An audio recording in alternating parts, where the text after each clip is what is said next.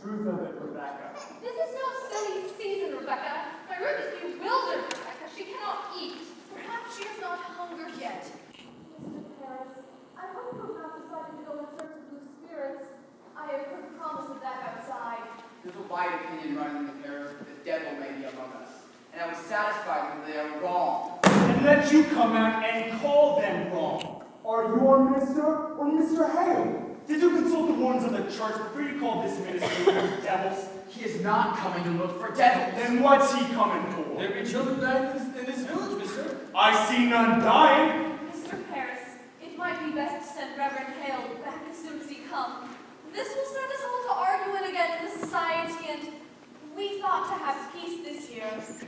I think we best rely on Dr. Briggs now, and good prayer. Rebecca, the doctor is baffled. If so he is, then let us go to God for the answer of this. There's a prodigious danger in the seeking of loose spirits. I fear it. I fear it.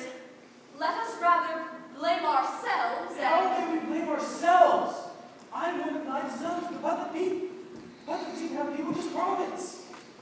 And yet, I have one child left of 8. And now she shrivels. I cannot fathom that. You think it God's work that you should never lose a child, nor a grandchild that I marry all but one? Reverend Hale comes who proceeds to look for signs of witchcraft here. You cannot command Mr. Paris. We go by name in this society, not by acreage. I never heard you so worried so on this society, Mr. Proctor. I do not think I saw you at Sabbath meeting since snow flew. I have trouble enough that I can 5 miles here. Then when we preach hellfire and bloody damnation, there are many others who stay away from the church these days because he hardly ever mentioned God anymore. Boy, that's a drastic charge, Mr. Proctor. It is true that some quail to bring their children. I do not preach for the children, Rebecca. It's not the children that are unmindful of their obligations to this ministry. Where's my wood? My contract provides I be supplied with all my firewood, and yet I have been waiting since November for even a stick. And even then I had to show my frostbitten hands like some London beggar. You are allowed 6 pounds per year to buy your wood, Mr. Paris. I am paid little enough without I spend £6 a year on wood. The salary is £66, Mr. Proctor. I am not some preaching farmer with a book under my arm. I am a graduate of Harvard College. I am well instructed in mathematics. Mr. Corey, you look far for a man of my kind of £60 a year. I left a thrifty business in Barbados to serve the Lord, and do not fathom why I am persecuted here. I cannot offer one proposition, but there will be a howling riot of argument against. I have often wondered if the devil be in it somewhere. I cannot understand you people otherwise. Mr. Paris, you are the first minister ever did demand the deed to this house. I am your 3rd minister in 7 years. I do not wish to be thrown out like the cat the moment the majority feels the wind. Your people seem not to comprehend that the minister is the Lord's man within the parish. It is not to be so lightly crossed and contradicted. There will be obedience, or this church will burn like hell is burning. Can you speak 1 minute without me landing hell again? I am sick of hell. It's not for you to decide what is good for you to hear. I may speak my heart, I think. What are we, Quakers? We are not Quakers here yet, Mr. Proctor, and you may tell that to your followers. My followers? There is a party in this church. I am not blind to it. There is a faction and a party. Against you. Against him and our authority. Why, then I must find it and join it. He does not mean... I mean it solemnly, Rebecca. I like not the smell of this authority. I have a crop to sow and lumber to drag home. What say you, Giles? He says there is a party. Let's find that party. I changed my opinion of this man. Mr. Paris, I beg your pardon. Never thought about so much iron in you. Why, thank you, Giles. It suggests the mind for the trouble be among us all these years. Think on it. Wherefore everybody be suing everybody else? Now, I have been in court 6 times this year. Is it the devil's fault that a man cannot say to you good morning without you clap him for defamation?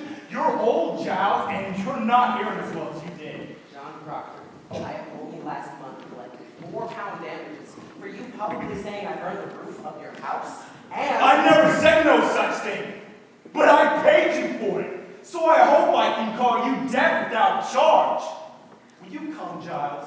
Help me drag my lumber home. I'll be damned first. A moment, Mr. Proctor.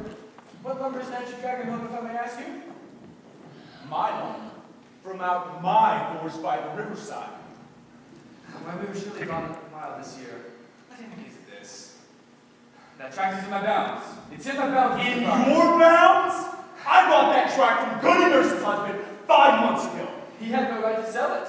It stands clear in my grandfather's will that Your grandfather had a habit of will land that never belonged to a guy, may say it plain. That's God's truth. He nearly gave away from a pasture when he knew I'd break his fingers before he had to set the name to it. Come on. Let's load your lumber. I feel a sudden wells of work coming on. You load one load of mine, and you will fight to drag it home. I will win too, this fool and I. I'll have the men in the Coy. I'll clamor it on you. Pray you, someone take these. Oh, Mr. Hale, it's good to see you again. My, they're heavy. They must be. They are weighted with authority. Well, you do come prepared. We shall need hard study if we are to find old boy. You cannot be Rebecca Nurse. I am, sir. Do you know me? Strange how I knew you, but you look at such a good soul show. You have all but of your great charities and Mr. Hale, do you know this gentleman? Mr. Charles Putnam and his good wife Anne. Putnam, I had not expected such distinguished company, sir. None seem to help us today, Mr. Hale. We look to you to come to save our child. Your child knows too? Her soul seems flown away. She sleeps and yet she walks. She cannot eat. Cannot eat. Do you men also have afflicted children? No. These are farmers, John Proctor I and... don't believe in witches. I've never spoken on witches one way or the other. You come, Giles. No, John, I think not. I have a few queer questions of my own to ask Miss Hello. I heard you be a sensible man, Mr. Hale.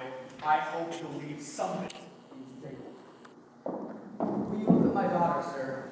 She has tried through the window, and we discovered her this morning on the high